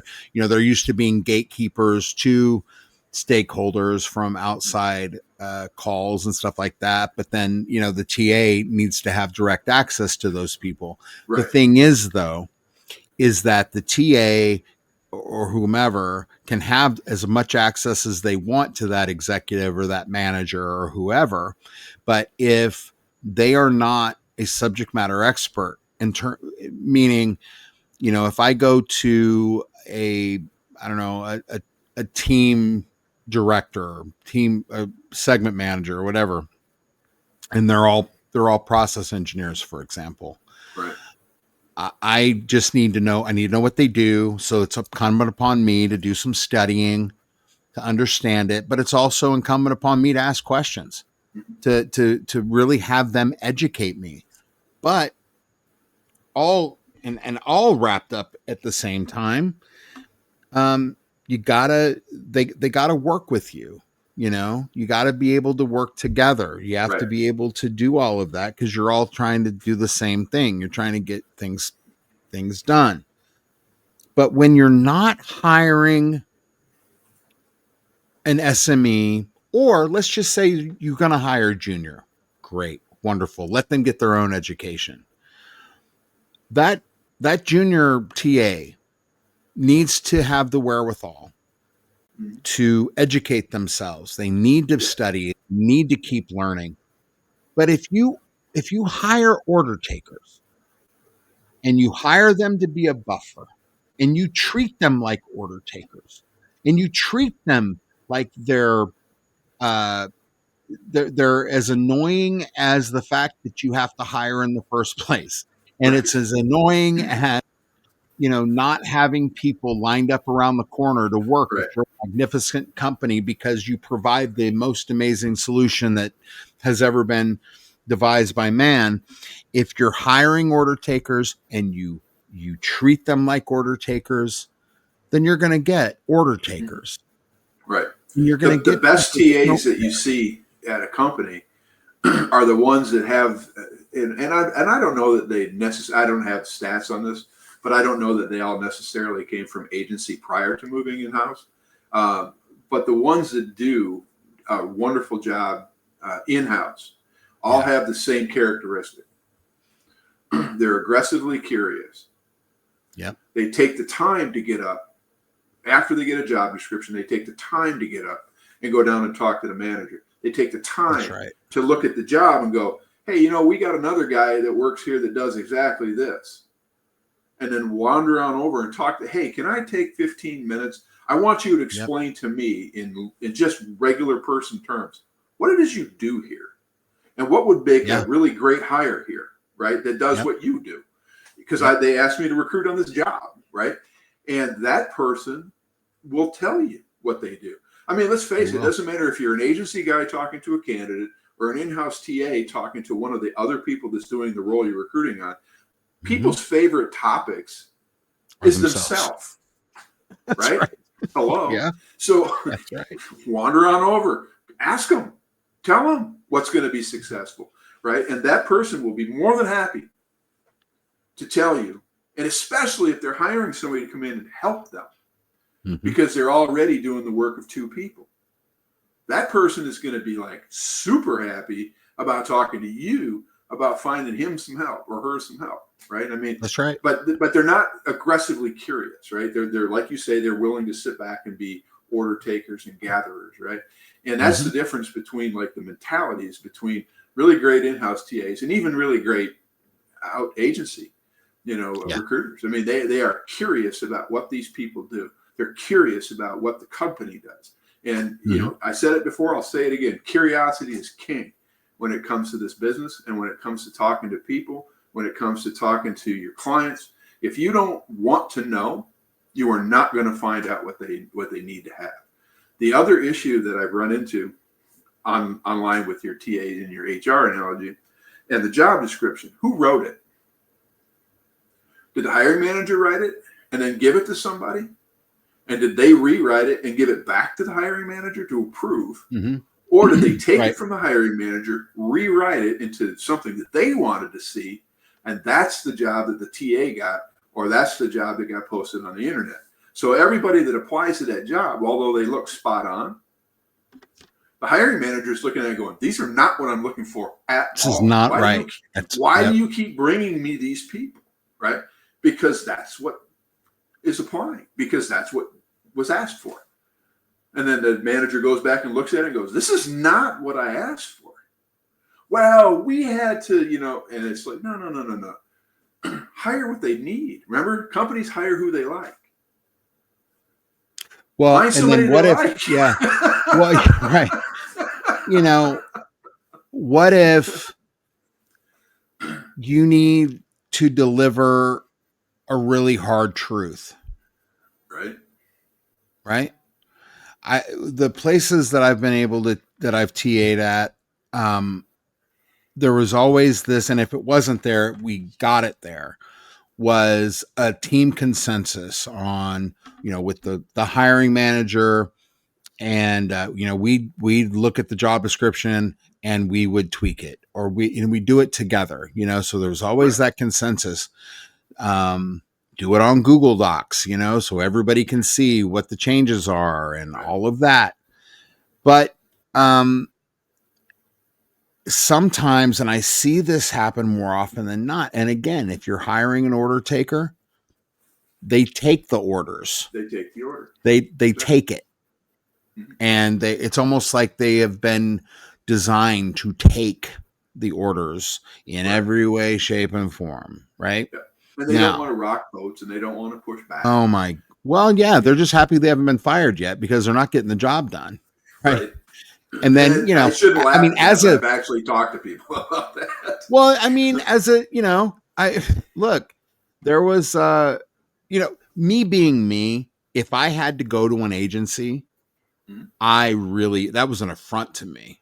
I wanted nothing to do with agencies. I can do this. Right. And there was a couple that I did go to an agency, and I had to educate the agency on what they were doing wrong, which really pissed me off. But, it's just this idea of them not listening. But here, and that's where when you get good TAs, they have a list of people they work with, and, you got to be really good if you're going to breach that list, if you're going to get your name put on it. Right. But a long way around to get to this point. I mean, no one has ever, just so you know, Mark, and I know you know that, but my audience knows this, and I hope I don't hurt them when I do this, but I have stage 4 TLDR. Sorry, but we're going to get there anyway. I did not know that was an actual thing, but there you go. It's stage 4 TLDR, and I'm trying to get help, but nothing seems to work. So if you've hired an order taker and that person doesn't, again, they don't want to rock the boat, or, they have this inferiority complex to begin with. Yep. And they, and blah, blah, blah, blah, blah. If that's who you want to hire, great, wonderful. Keep paying them and let them be the scapegoat for all of your shortcomings.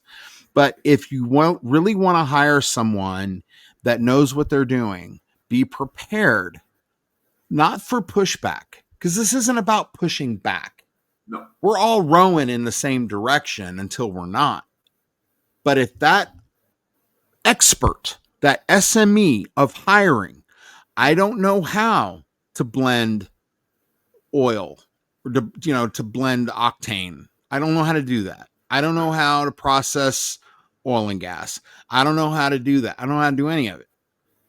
But I do know how to hire, and I do know how to find the people that do know how to do that. And I've been pretty damn successful at it, right?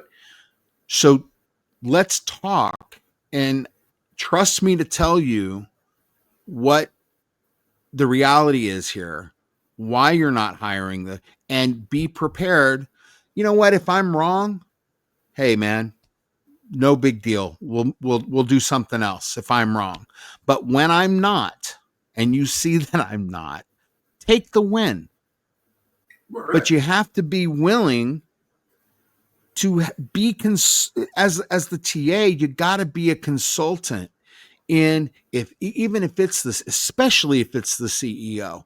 And say, listen, this isn't going to work because of X, Y, and Z. And I'm telling you, I mean, I remember one time we had a guy, we really wanted to hire him. He was a great guy, great skill set, this and that. But he had been at the gas company. He had been at the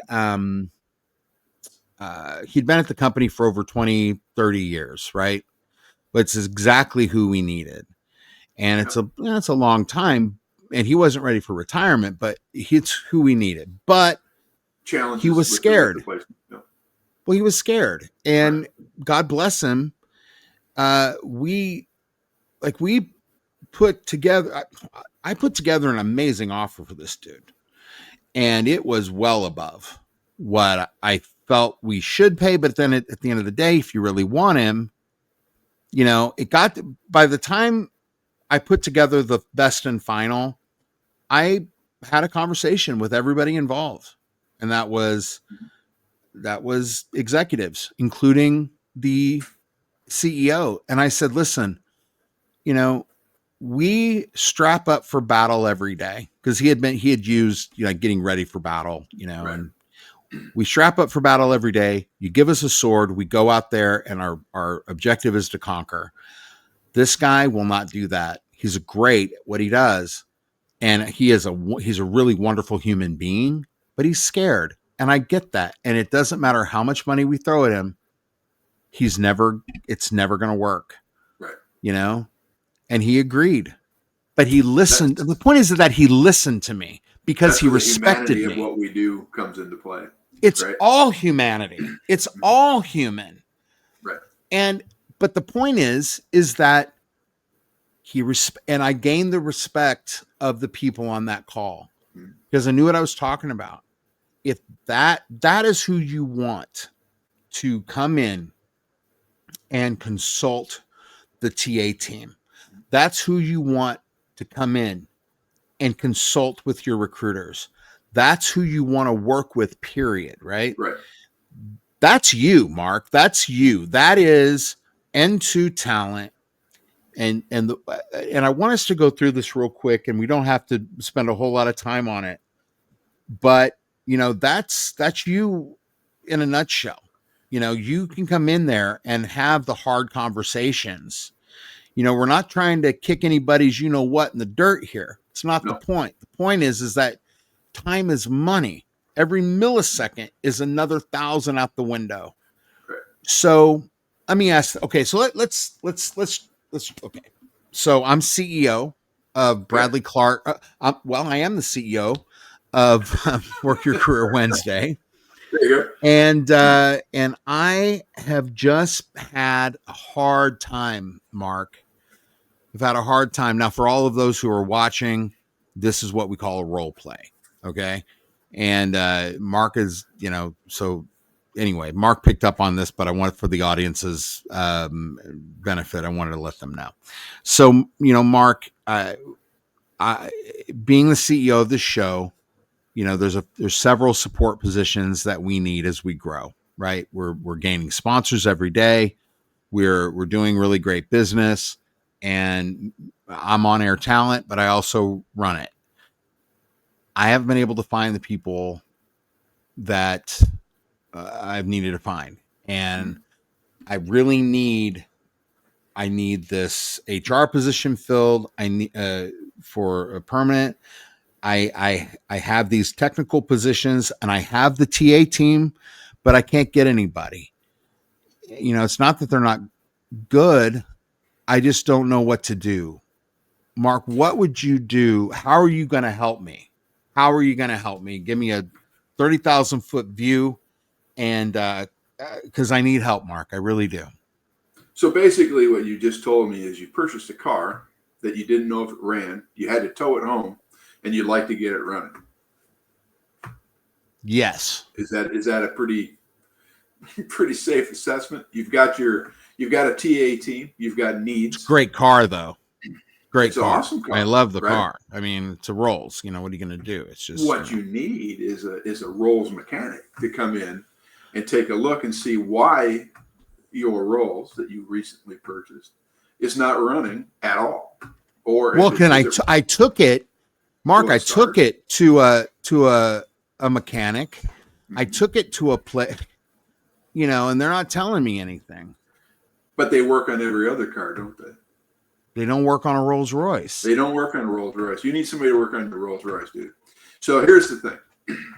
First, if you have a team of TA folks, you're going to want to find out from them, from an independent person's perspective. Like, I've got no skin in your game.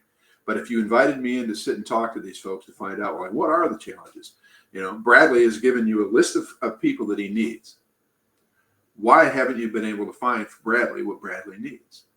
And then as an independent, I would have to sit and listen to them tell me what the problems are, and then ask them, what do you think a solution is, right? It falls into the, I know you don't know, but if you did know, what would you do? Kind of a situation, right? So once you start talking to the folks that are actually responsible for doing the work, you can kind of get a picture of it as to why the Rolls Royce isn't running, right? We've hooked up our diagnostics to it, right? Now, I'll take that information. I'll keep their names out of it because we're going to protect the innocent at this point. And I'll come back to my CEO, Bradley. Say, okay, here's what I just discovered. There seems to be some confusion about the order in which these people need to be hired. Apparently, the direction hasn't been clear as to who they should be hiring first. So they're trying to hire everybody at once. You've only got 3 people over there. Only one of them actually knows how to source anybody. One of them knows how to interview, and the other one is trying to figure it out completely and doesn't know anything about anything. So who do you want to hire first? Do you know? Do I know? I want to hire the HR guy. Okay. Person. Let's do that. So what background does the HR person have to have? And then you'll tell me, right? Media. And I'll ask you, have you told your people that? No. Oh. So you've asked them to find something that's been completely undefined. Well, I told them I need an HR person. Just an any old HR person that'll do. I mean, they should know it. They should know what I'm thinking before I think it. I've got a Reliant K car, like out back. It'll run great. Are you sure you want that one? I mean, I'll take this Rolls off your hands. No, I want a Rolls, man. I want a Rolls. Oh, okay. So you want me to fix the Rolls? Yes. You're saying that it's partially my fault? It is partially your fault. Oh my gosh. So let's do that. This. Let me help you hire an appropriate human resources person. I love it. Let's get that person in here. And they should know something about your business. They should know something about your industry. And they should know something about recruiting and managing a team of TA. Would you agree? I would. Okay. let me help you find the human resources person. I'll work with your people if you want on the interviewing of some of the other candidates they've got in the pipeline so they can learn how to do that better. In the meantime, I'll do the sourcing for your HR person. We'll get you 2 or 3 candidates you can interview. Would that work for you? Oh, Mark, you just want to get paid twice, man. You know, I absolutely do. And I won't lie about it. Dude, see, that's what you want. I mean, if people might think this is silly for us doing, but here's the point. What Mark just demonstrated, and again, this interview, and Mark, you have to, you don't have to, but I would hope that you've had a good enough time that you would come back and we can talk more about this. In fact, you know what we can do? We can get this aired and we'll go over your schedule and see what it is, but I'd love to do a part 2 with you. So we actually, let's commit to this. You'll do this part 1 and then we will back to back it with a part 2. Is that okay? We can do that. So then we'll work. I can soapbox on this stuff. Unfortunately, I also suffer from your stage 4 TLDR. I think you met your match, bud. But anyway, you get on topic, I can go. But here's what we're gonna do. You know, your future clients are going to watch this interview, and that's why, you know, I thought it was really important for you to do for a variety of different reasons. For one, you know, people obviously to get to know, you know, for people to know who you are and that Entoo exists, and that Mark Licke is attached to it, and actually is it, you know. But what he just demonstrated is, I asked him, and this was totally cold, for what he would say if somebody, you know, if he's honest about it and he gets that pushback, you just want to get paid twice. And he said, yeah, clients are going to watch this. And you know what they're going to see? They're going to see someone that knows what they're doing. They're going to see an expert in what they do, someone that wants to help, not just the company hire. What Mark is doing is he's demonstrating that he's going to be honest with the client, and it's probably going to be things they don't want to hear, like telling a CEO that he made a mistake or she made a mistake, right? He's going to be honest about it, not because he's trying to, you know, ram a point down their throat, but because he wants them to thrive and succeed, because that TA team that's not doing well, that they've probably recycled through, hired and fired several by the time they got to Mark, those people have families too. Those people want a future too. Those people have a vested interest in this working. Okay? 100%. The part that some folks might not pick up on is, as an outside person coming in, you had a team as the CEO of talent acquisition people. Some in our industry would offer to you to fire those people. I will fill my organization will fill all of your opens. Mm-hmm. I'm really not interested in that. The answer that you gave me was you were looking for the senior level person to come in. That's the one that I want to help you with, because that's the one that's going to help fix everything. Right. While we're doing that, we can help fix the process like a mechanic, right? I mean, everything's not busted. There's only a couple things that are busted. It's like your rolls. Not that the entire rolls is not broken. There's something in there that isn't working right. We have to diagnose it, fix it, and then we'll get you back on the road with your rolls. And it affects the whole rolls. You know, you have one little thing that affects the entire car. Exactly. You know, and that's a big deal. So you promised the wife that you were going to take her to dinner and a movie in the rolls on her birthday 4 weeks from now. That's right. Brother, I got to get you to the show. Bottom line, you know, he could have come up with any sort of, you know, sort of BS answer to that, but he didn't. He showed right off the top of his head, this is how he works, with integrity and with working in the present to have an eye toward the future. I love that. Mark, let's do a final thought segment, and then we're going to wrap it up. And I can't wait. So we'll go over your schedule. We'll get you scheduled for part 2. It'd be great if we could do it this week, but we'll talk about that offline. I am so excited about this. Guys, get ready.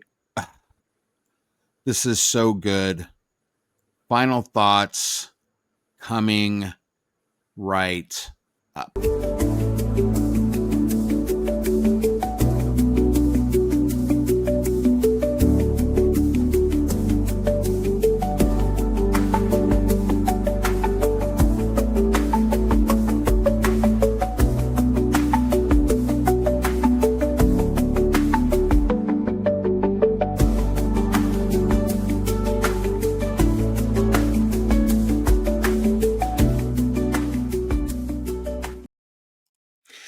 Guys, thank you so much for tuning in and joining us today. Mark, thank you so much for agreeing to do this. And, for your first podcast, brother, you did a pretty good job.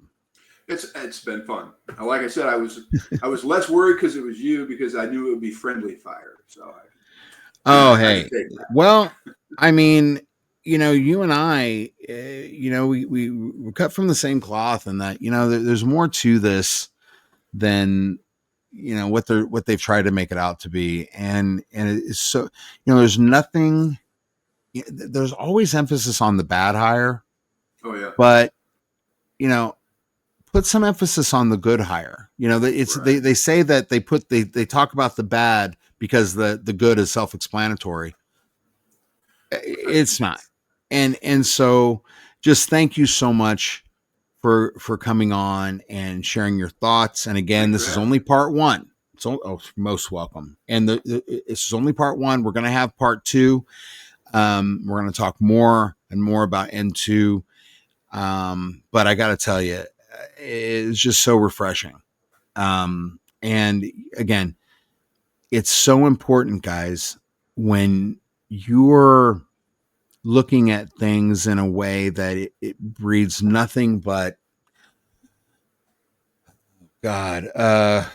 complaints, right? Mm-hmm. Any leader will tell you, and and people think this is a cop out, but it's really not. And you're never going to really know this until you've been in that position. So I will say that. But when a leader looks at you and says, okay, I hear the problem. I know the problem. I'm living in the problem. I need you to come to me with the solution, or don't come to me. There's a reason for that. And Mark Licke is providing a solution in a time that's rife with problems. And I'm, so again, thank you, guys. Look forward to part two. But Mark, the floor is yours. Let the audience know what you want them to know, and thank you so much.